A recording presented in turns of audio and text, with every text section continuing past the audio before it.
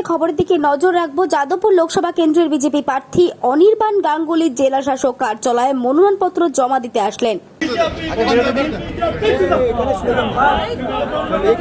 মানুষের কাছে পৌঁছানো হয়েছে। যাদবপুর লোকসভা একটা বিরাট লোকসভা, তার সাইজ আমার মনে হয় সারা ভারতবর্ষে one of the biggest Lok Sabha. আমার মনে হয় আমরা মানুষের পাশে পৌঁছতে পেরে মানুষের কাছে যেতে পেরেছি। মানুষকে প্রধানমন্ত্রী কেন, এটা তার নির্বাচন, প্রধানমন্ত্রী নরেন্দ্র মোদীর নির্বাচন, তার আদর্শ, তার কর্মপদ্ধতি, তিনি যা অ্যাচিভ করেছেন গত 10 বছরে, মানুষের জন্য যা করেছেন, এই বার্তা নিয়ে আমরা পৌঁছেছি। মানুষ আমাদেরকে স্বাগত জানিয়েছে স্বতঃস্ফূর্তভাবে, এবং এখন হচ্ছে লাস্ট ল্যাব, আরও বেশি পরিশ্রম করতে হবে, আরও বেশি তাদের কাছে পৌঁছবে।